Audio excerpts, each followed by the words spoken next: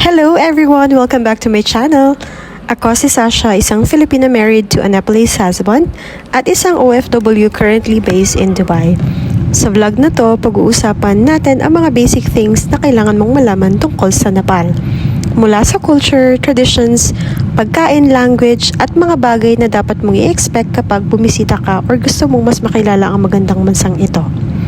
As a Filipina na nagkaroon ng chance na makilala ang Nepalese culture, dahil sa aking asawa, gusto ko rin ibahagi sa inyo ang ilan sa mga basic pero importanteng bagay na natutunan ko tungkol sa Nepal. So kung curious kayo tungkol sa Nepal, stay with me hanggang sa dulo ng video na to. Una sa lahat, ang Nepal ay isang bansa na matatagpuan sa South Asia, between India and China. Ang capital city nito ay ang Kathmandu, na kilala bilang heart ng Nepal kung saan makikita ang rich history, culture, temples at traditions ng bansa. Siyempre, isa sa pinaka-famous na bagay tungkol sa Nepal ay ang Mount Everest, ang pinakamataas na bundok sa mundo. Pero ang Nepal ay hindi lang tungkol sa mountains. Kilala rin ito dahil sa napakagandang landscapes, ancient temples, festivals, adventure activities at unique culture. Isa rin sa mga dahilan kung bakit maraming bumibisita sa Nepal ay dahil mayroon nitong maraming UNESCO World Heritage Sites, mga historical at cultural places na nagpapakita ng mayamang kasaysayan at tradisyon ng bansa. Ang official language ng Nepal ay Nepali. Isa sa mga natutunan ko bilang Filipina married to a Nepalese ay kung gaano kahalaga ang language dahil ito ay malaking bahagi ng kanilang identity at culture. May mga times na nakikinig lang ako at sinusubukan kong intindihin kung ano ang pinag-uusapan nila, pero kailangan ko pa talaga ng maraming practice. Kaya isa rin sa goals ko ay matutunan pa ang kanilang language dahil malaking bahagi ito ng mas malalim na pag-unawa sa kanilang culture, traditions at way of life. Ang common greeting na maririnig ninyo ay Namaste, isang respectful greeting na ginagamit bilang pagpapakita ng respeto at kabaitan. Kahit ilang basic Nepali words lang matutunan nyo, malaking bagay yon at ma-appreciate ito ng mga locals.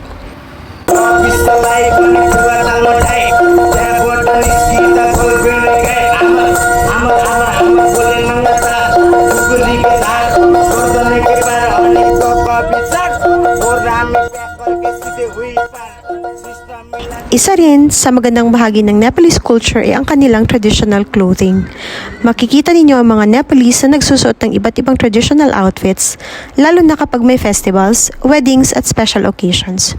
Isa sa popular na kasuotan ay ang kurta, isang comfortable at elegant na traditional outfit na isinusuot ng men and women. Mayroon din silang lengga, isang beautiful traditional dress na kadalasang makikita sa weddings at celebrations na may makukulay na designs at magandang embroidery. At syempre, ang sari, isang traditional clothing na kilala sa South Asia at madalas isinusuot sa importanteng events at cultural celebrations. Bilang isang Filipina, napapansin ko na may similarities din tayo dahil pareho nating pinapahalagahan ang traditional clothing bilang parte ng ating kultura at identity. And then, food culture. Hindi mawawala ang pagkain, of course. Ang isa sa pinaka-famous na Nepalese food ay ang dal bhat, rice, lentil soup, at iba't ibang side dishes. Mayroon din silang momo na parang dumplings na sobrang popular sa Nepal at isa sa mga pagkaing dapat mong matikman kapag bumisita ka doon. Kung Filipino ka, sigurado akong ma-appreciate mo ito dahil tulad natin, mahilig din ang Nepalese sa rice meals at pagkain kasama ang pamilya. Ang Nepal ay isang bansa na may iba't ibang religions, pero malaking bahagi ng culture nila ang Hinduism at Buddhism. Makikita ito sa kanilang temples, monasteries, festivals at daily practices. Isa sa importanteng malaman kapag bumisita sa Nepal ay ang pagrespeto ng kanilang traditions, beliefs at cultural practices. Ayan, so marami pa tayong pag-uusapan tungkol sa Nepal, kaya gagawa na lang ako ng separate vlogs tungkol sa visa requirements at ano yung mga kailangang ihanda bago pumunta. At syempre, ang mga places to visit in Nepal. Pero bago ko kayo dalhin sa mga lugar na yon, syempre kailangan nyo munang i-follow ang channel ko para makapunta tayo dun together. And those are some of the basic and important things you need to know about Nepal. Sana sa pamamagitan ng vlog na to ay mas nakilala ninyo ang magandang bansa ng Nepal, hindi lamang dahil sa famous mountains tulad ng Mount Everest, kundi dahil din sa mayaman nitong kultura, traditions, pagkain, history at mababait na tao. Bilang isang Filipino wife na patuloy na natututo at nakikilala ang Nepalese culture, excited akong ibahagi pa sa inyo ang aking journey, experiences at mga bagong discoveries tungkol sa Nepal. Kung nagustuhan nyo ang video na to, please continue to support my channel, subscribe, follow at samahan nyo ako sa journey na to habang patuloy kong ibinabahagi ang aking buhay, experiences at pagtuklas sa Nepalese culture bilang isang Filipino wife.